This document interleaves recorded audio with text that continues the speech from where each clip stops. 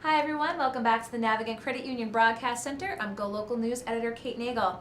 Joined by a familiar face here, a freshman representative now going into her second year, Representative Marcia Ranglin Vassell. Thank you for coming into the studio today. Absolutely, thank you for You'll inviting be me. back up at the State House next week. Yes. Back up to tackle the important issues at hand, but even before heading back up to the State House, you sent out an announcement about something that you're going to be tackling head on in the new year, Yes. addressing the issue of joblessness. Absolutely. As it pertains, especially here in the city, Yes. and why it's so important to tackle this issue head on, and what you're going to be doing in the springtime to do so. Okay, so again, thank you so much for having me. I am really excited to be here and really excited to look forward to the new year. Not new school year, but in January go back to school, but I also go back to the State House. So why am I tackling this issue at this time?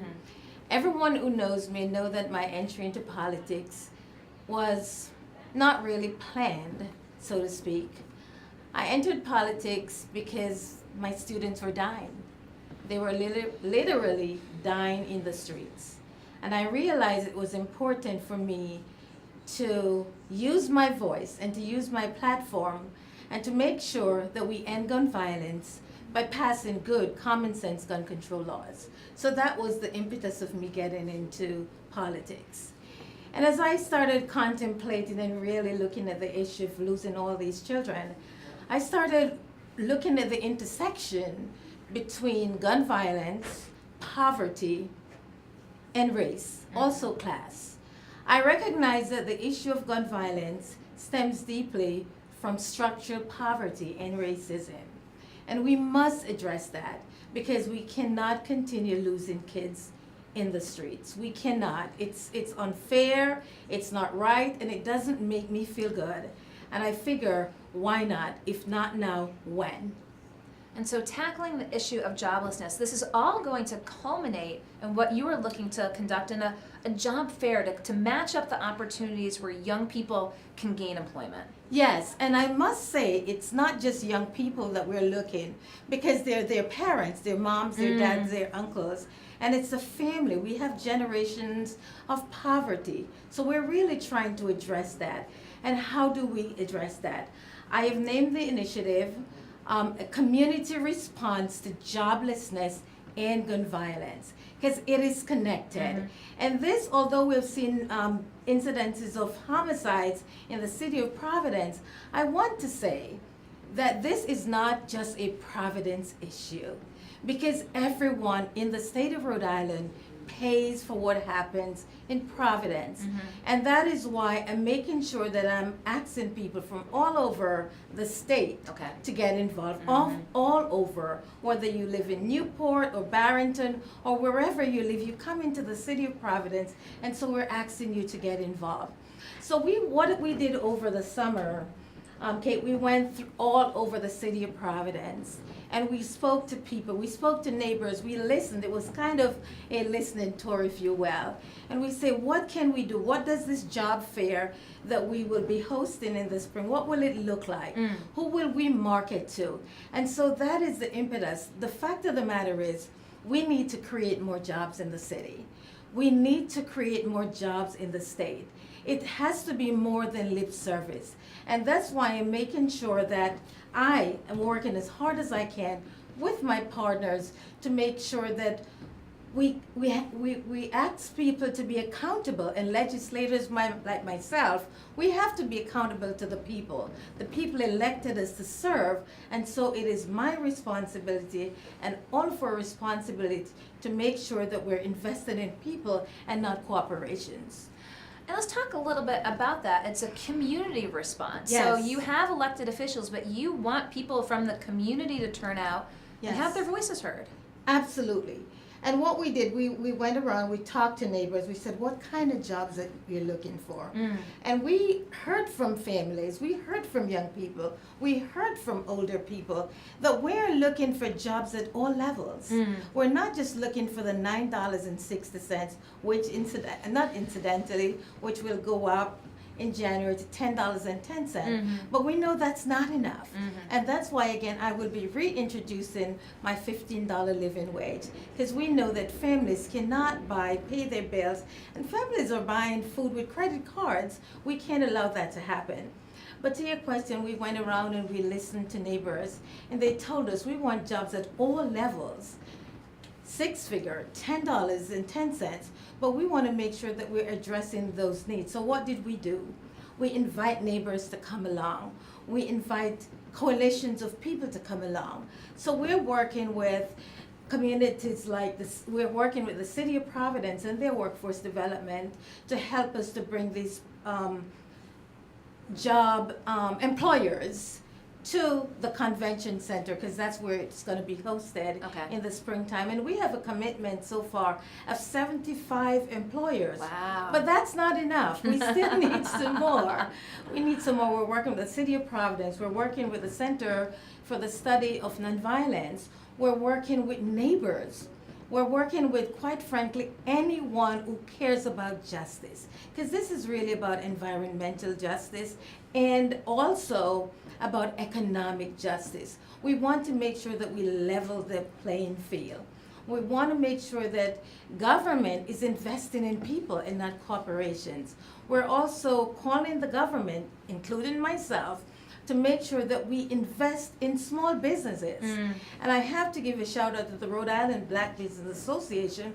They're doing an enormous job in the city and in the state of Rhode Island to make sure that they create jobs.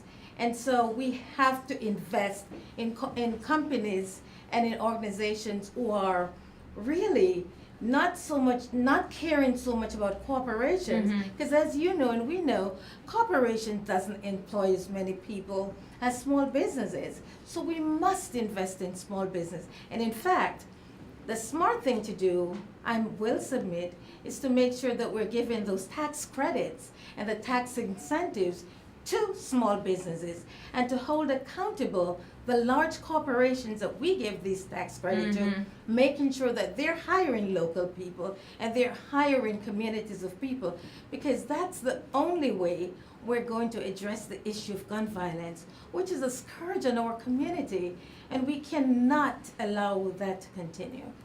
So I've got to say, this sounds like it's tops on your to-do list, tops for your agenda in 2018.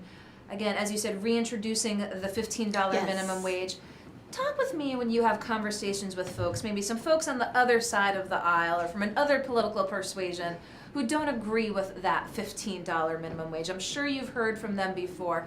What do you say to those folks when they say, oh, businesses can't support that? You've heard all the arguments, and when you have these conversations, what do you tell them?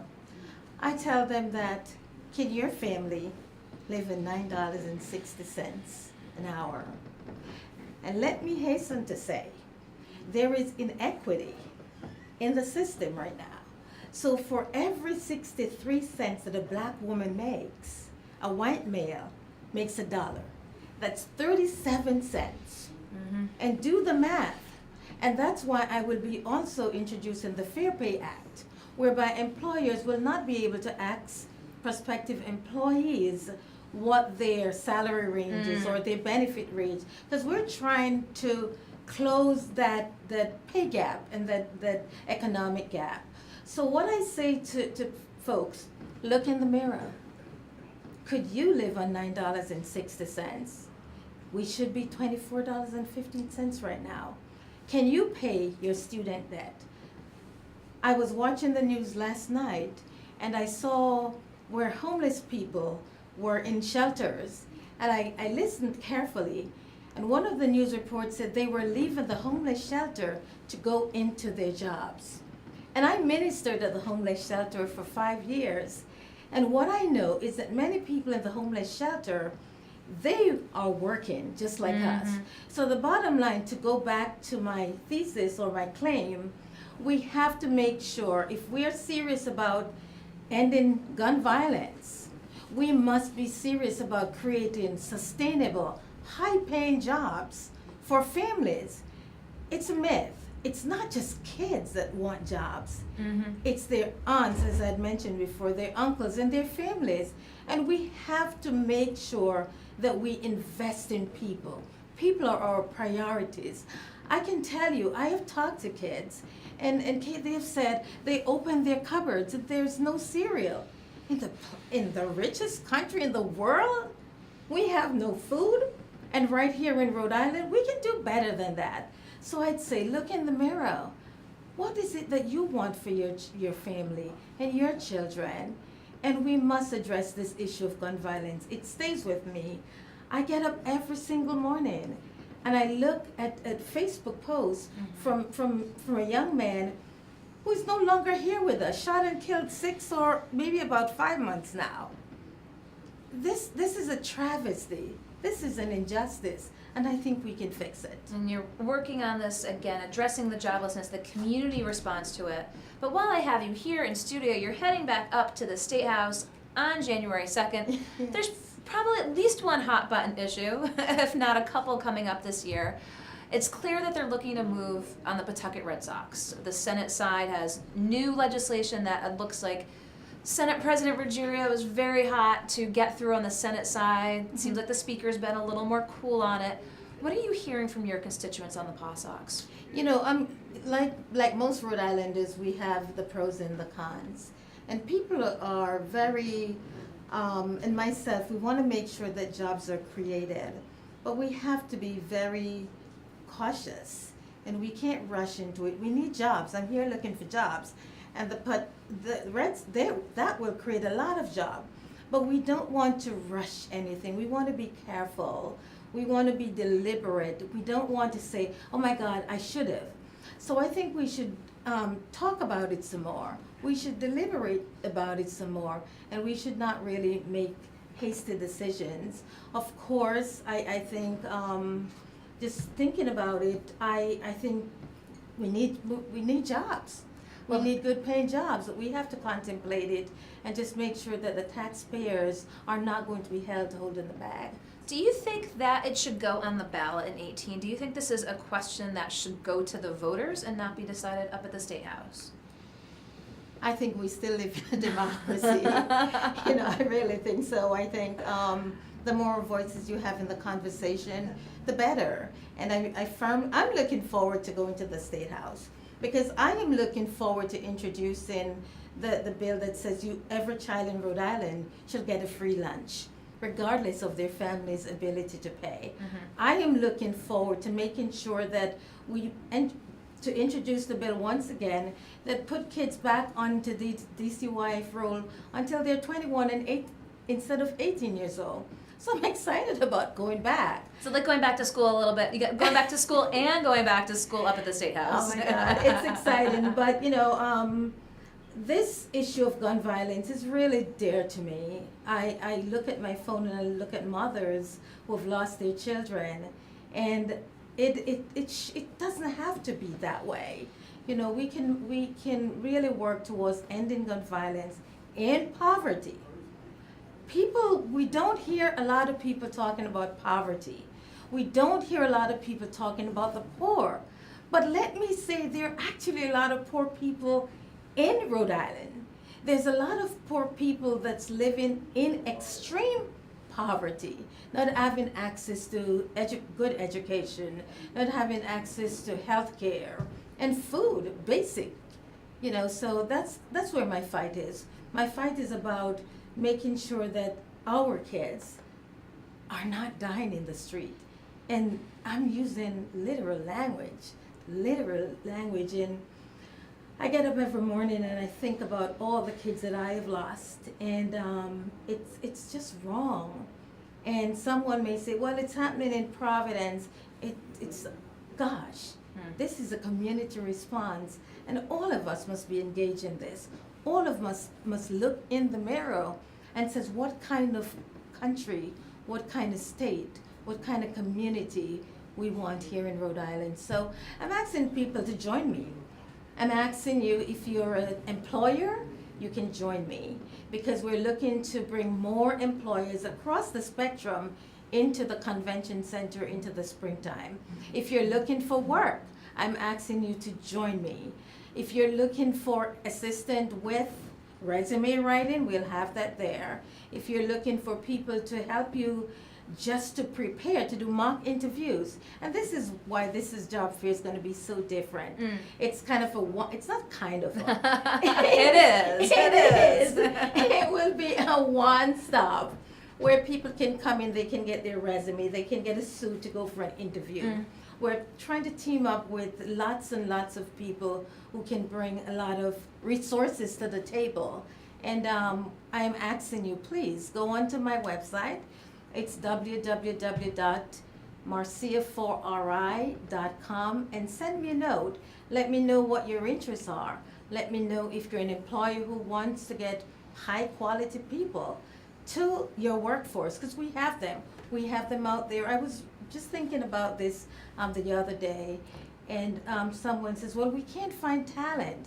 And my question is, where are you looking? Well, you've got this opportunity coming up again to join job seekers with employers. We'll have links as well, but Marcia just gave you her own contact information. We look forward to following this and talking with you more in the new year. But before, as I said, I know you're going to get real busy with the State House and with school. I wanted to get you here into the studio beforehand, but we will catch up with you soon. So, Representative Ranglin Vassell, thank you for coming in. Thank you so much. I'll walk around the corner with you, and we'll welcome our next guest here, so don't go anywhere. Thank you.